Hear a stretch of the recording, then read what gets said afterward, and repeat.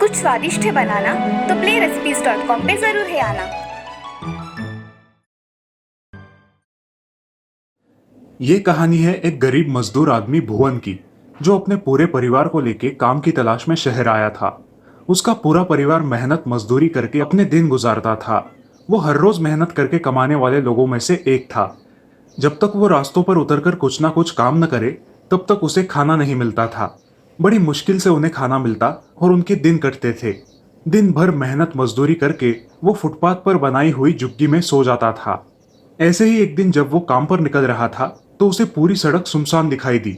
रास्तों पर कोई गाड़ियां भी नहीं दिखाई दी और दूर दूर तक कोई आदमी भी नहीं नजर आया।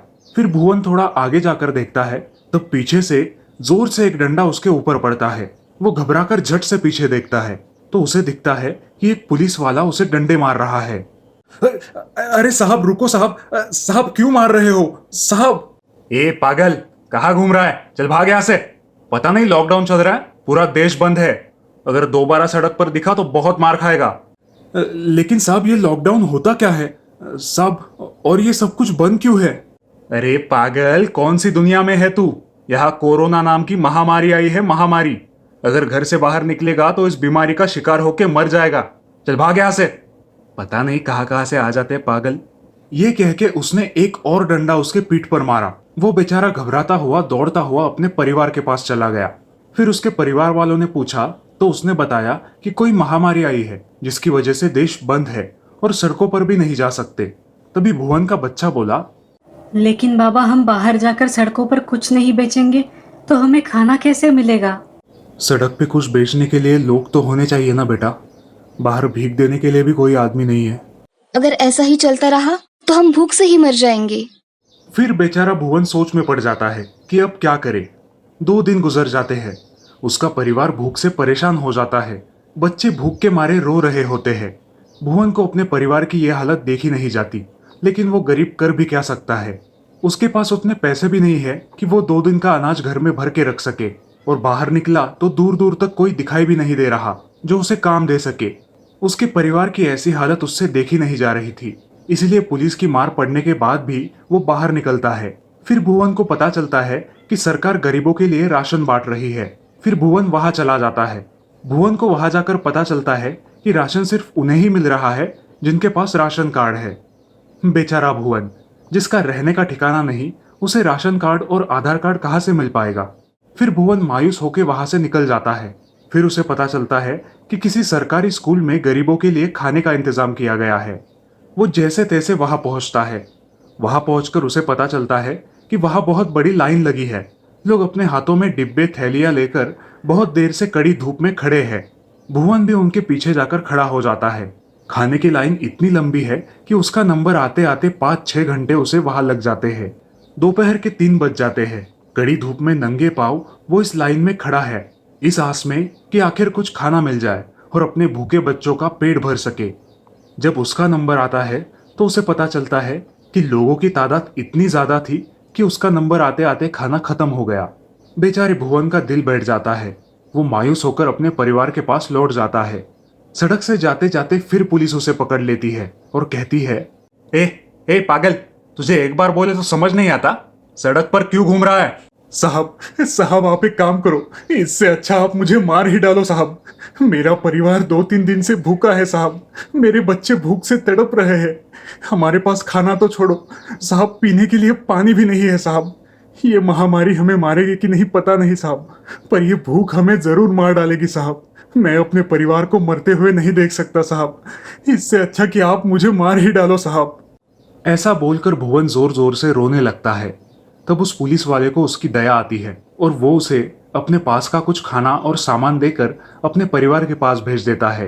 दोस्तों, हमारे देश में गरीबी एक समस्या है और उसी में हमारे देश में कोरोना की महामारी आई है। और इस लॉकडाउन की वजह से गरीबों को 2 वक्त का खाना भी नसीब नहीं होता है। उन लोगों के पास खाना तो छोड़ो, रहने के लिए घर भी नहीं है। दोस्तों, लॉकडाउन सबके लिए एक जैसा नहीं होता है। हो सके तो अपने आसपास के मुश्किल में फंसे लोगों को जितनी मदद कर सके उतनी जरूर कीजिए।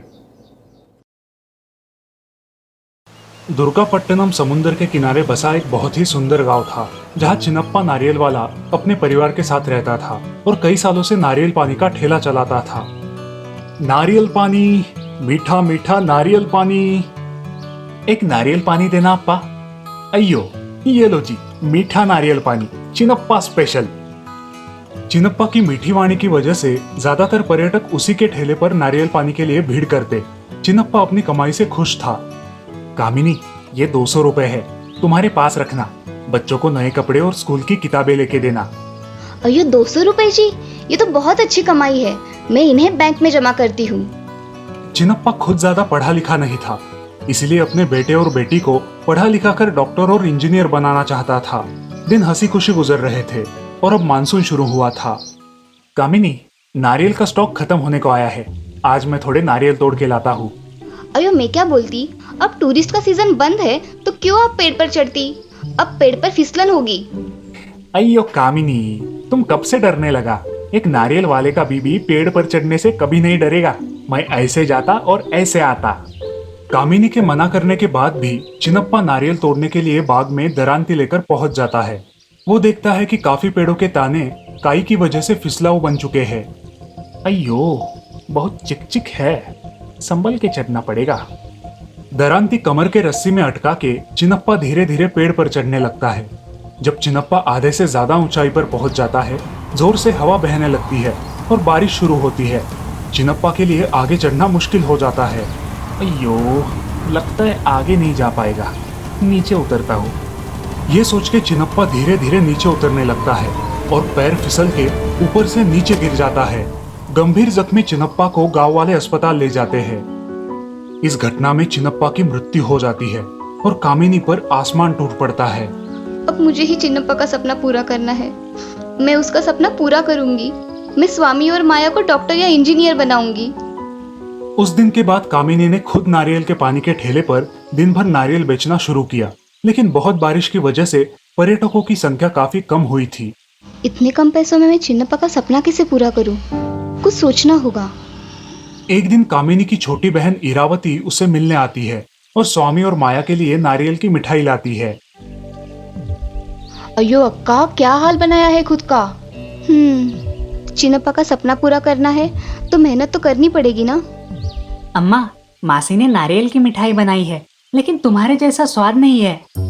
स्वामी की बात सुन के ईरा के दिमाग में कुछ कल्पना आती है। अयो अक्का, तुम ये नारियल बेचने के बजाय इनकी मिठाई बना के क्यों नहीं बेचती?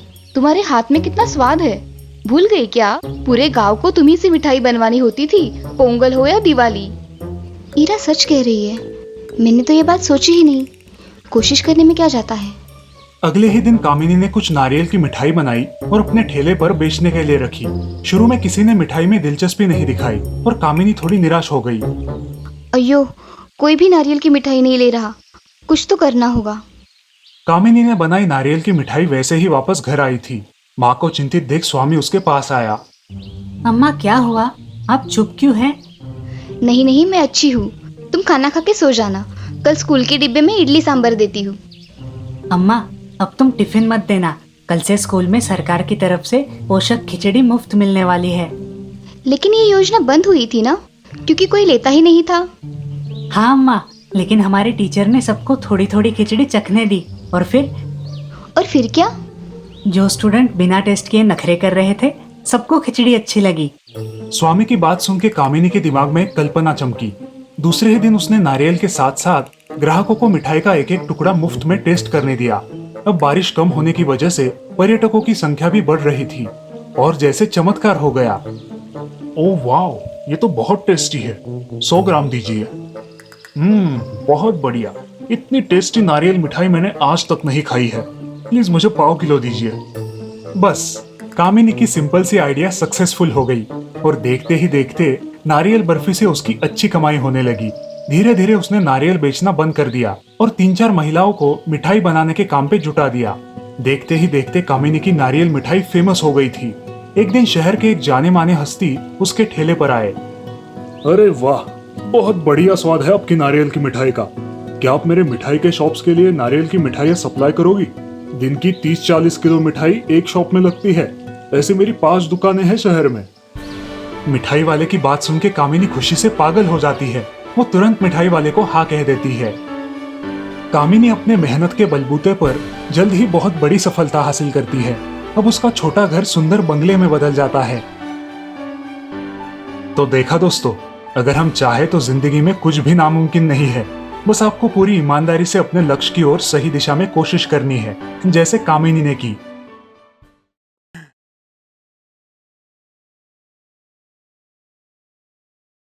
कई बरसों पहले एक राजा था जिसके राज्य में एक अनोखा सेब का पेड़ था। वो सबसे अलग इसलिए था क्योंकि उस पर सोने के सेब लगते थे।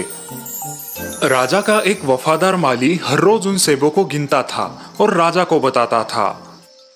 लेकिन अचानक एक दिन एक सेब चोरी हो गया।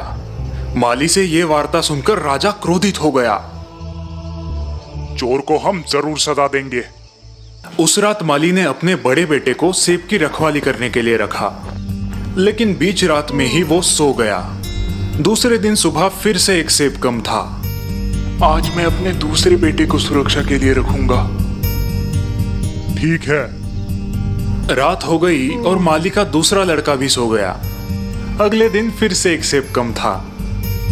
अब माली के तीसरे और सबसे छोटे बेटे ने पहरेदारी की जिम्मेदारी ली।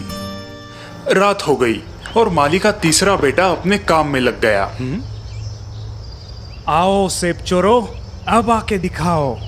कुछ देर बाद जब रात थोड़ी गहरी हुई, अचानक कुछ पत्तों की आवाज आने लगी। छोटे बेटे ने देखा कि एक सोने का पंछी सेब तोड़ रहा है। उसने बिना वक्त गवाए तुरंत निशाना लगाया और तीर चलाया, लेकिन उससे पंछी को कोई नुकसान नहीं हुआ। वो पंछी उड़ गया और उसकी पूंछ से एक सोने का पर गिरा। सोने का पर सुबह राजा के सामने पेश किया गया और सभी मंत्रियों को राज दरबार में बुलाया गया। सभी मंत्री उस सुनहरे पर को देखकर चकित हो गए। इस एक पंख से मेरा क्या होगा? मुझे तो पूरा पंछी चाहिए। मेरे दरबार में ऐसा बहादुर कौन है जो मेरे सामने पंछी को पेश करे? माली का बड़ा बेटा आगे आया और उसने इसकी जिम्मेदारी उठाई। शाबाश। माली का बड़ा बेटा जंगल की ओर उस सोने के पंछी की तलाश में चल पड़ा। वो जंगल के रास्ते गुजर ही रहा था कि तभी उसने बीच रास्ते में एक लोमड़ी को देखा। उसे देखकर लड़के ने अपने तीर से उस पर निशाना लगाया। कृपा करके मुझे मत मारो, मैं तुम्हारे काम आ सकती हूँ। तुम उस सोने के पंछी की तलाश में निकले हो ना? हाँ।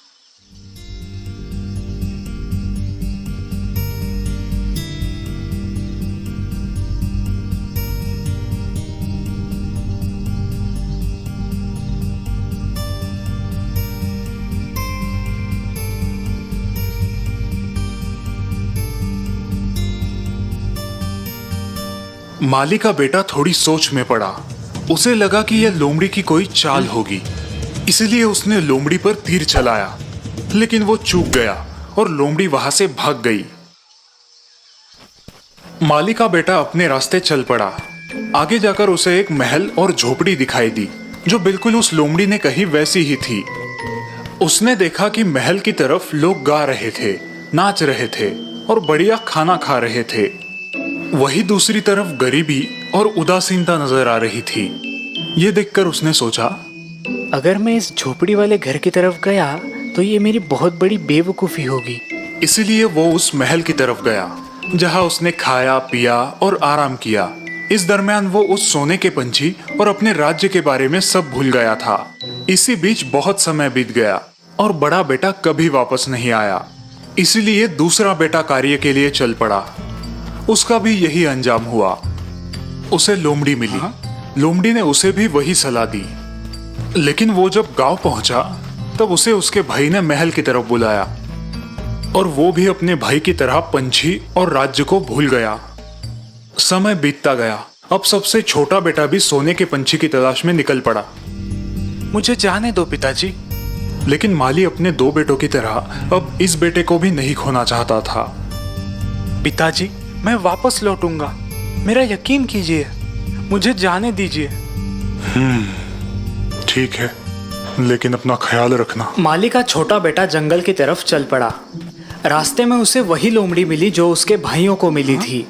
उस लोमड़ी ने उसे भी वही सलाह दी। अगर तुम अपने मंजिल तक पहुंचना चाहते हो तो झोपड़ी में जाओ। अपनी सलाह के लिए शुक्रिया दोस्त। मेरी पूंछ पर बैठो, तुम जल्दी पहुंच जाओगे। जल्द ही वो गांव पहुंचे। छोटे बेटे ने उस झोपड़ी में ही रात बिताई। जब सुबह हुई तो वो लोमड़ी वापस आई। अब उसने और एक सलाह दी। अब सीधे आगे बढ़ना, तुम्हें एक किला दिखाई देगा जहाँ बहुत सारे सैनिक गहरी नींद में सोए रहेंगे। उनकी तरफ ध्यान बिल्कुल मत देना। किले के अंदर जाना, वहाँ तुम्हें एक कमरा दिखाई देगा जहाँ सोने का पंछी एक लकड़ी के पिंजरे में बंद होगा। उसके ठीक सामने एक सोने का पिंजरा भी होगा, पर तुम उस पिंजरे को बदलने की कोशिश मत करना, वरना पछताओगे।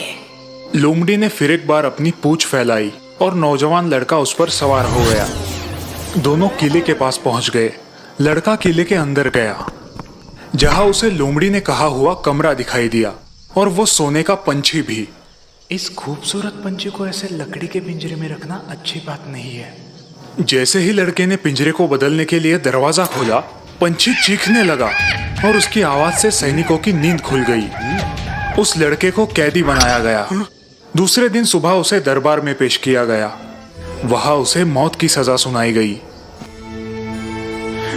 मेरे सरकार, कृपा करके मुझ पे दया कीजिए। मैं तुम्हें एक ही शर्त पर छोड़ूंगा।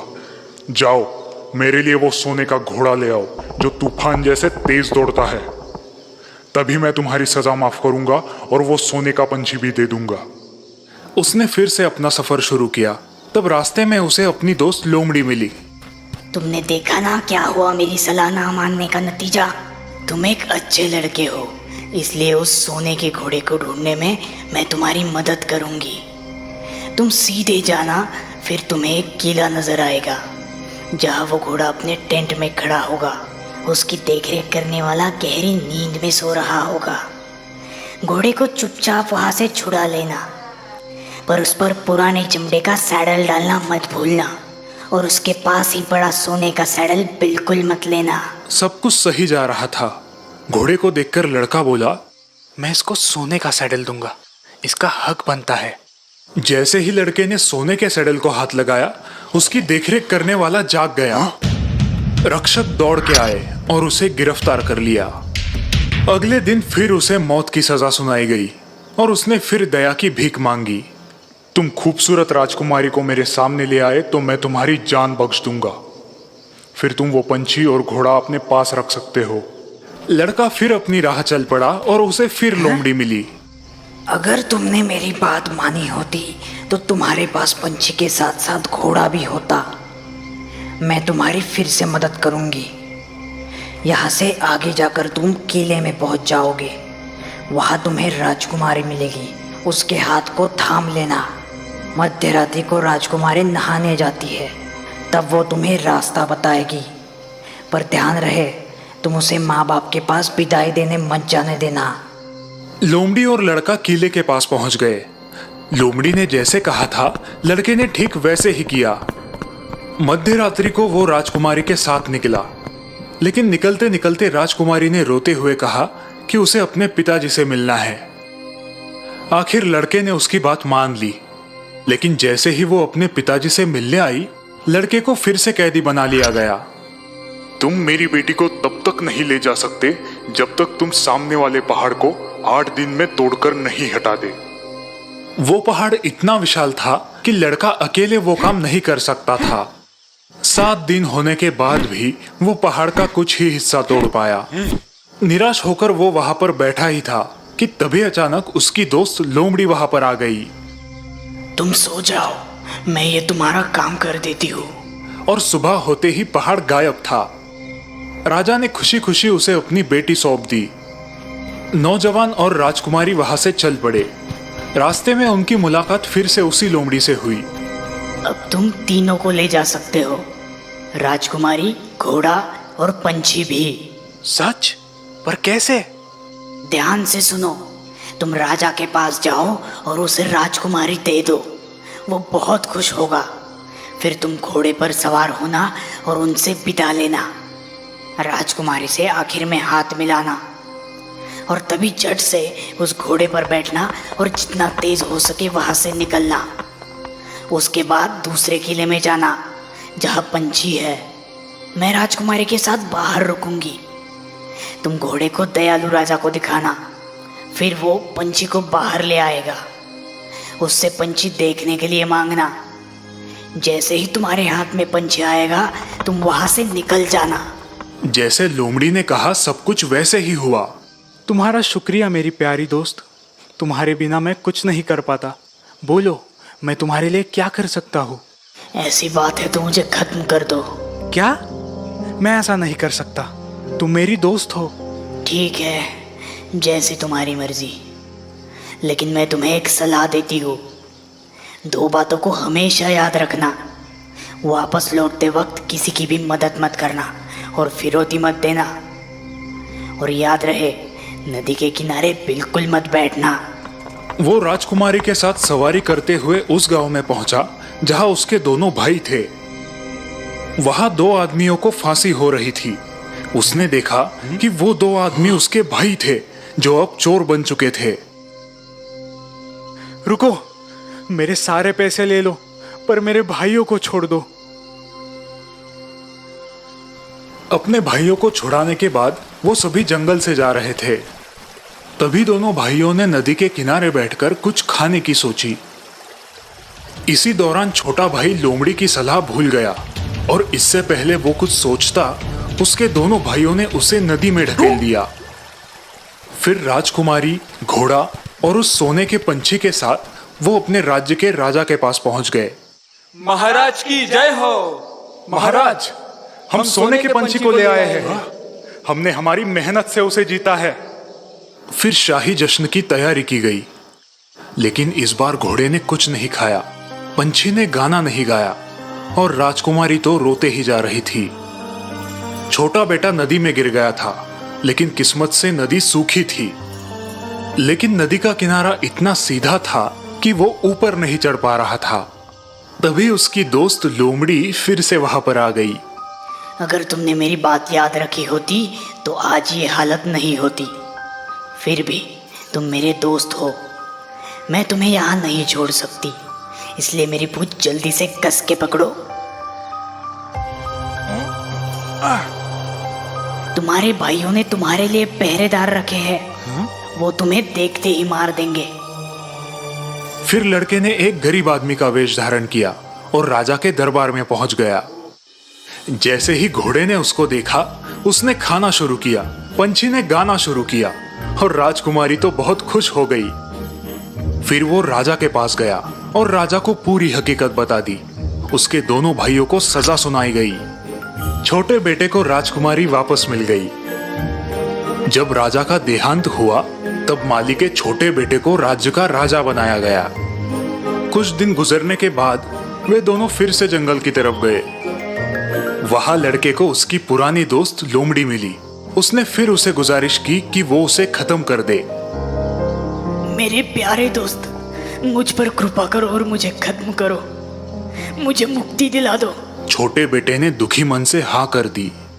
जैसे ही लोमड़ी की मौत हुई, वो एक आदमी में बदल गई। वो आदमी और कोई नहीं बल्कि राजकुमारी का भाई था, जो पिछले कई सालों से गुम था।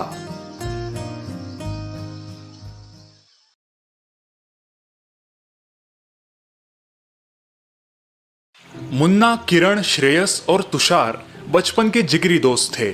चारों के पिता बड़े बिजनेसमैन थे। पैसों की बिल्कुल भी कमी नहीं थी, लेकिन इनमें से किसी को पढ़ाई लिखाई में इंटरेस्ट नहीं था।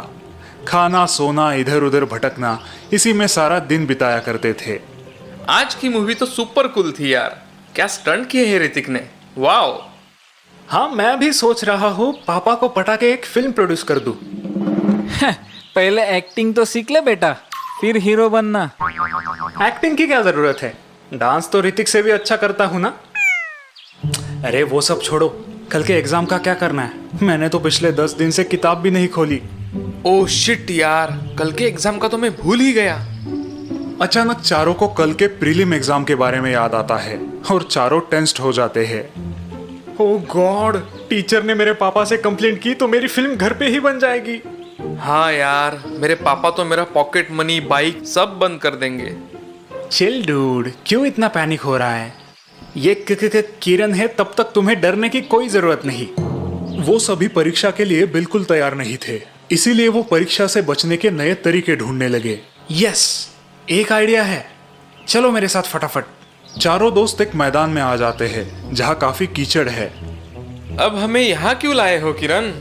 प्लीज यार, मेरा क्रिकेट खेलने का बिल्कुल मूड नहीं है। हाँ, ऑलरेडी मेरी फट गई है, हर जगह पापा ही दिखाई दे रहे हैं। ओम शांति ओम। सब अपने अपने कपड़ों पर ये कीचड़ लगाओ। हैं? कहीं तुम पागल तो नहीं हो गए? अरे लगाओ तो। किरण के कहने पर उन चारों दोस्तों ने बिना सोचे समझे अपने कपड़ों पर कीचड़ लगा लिया।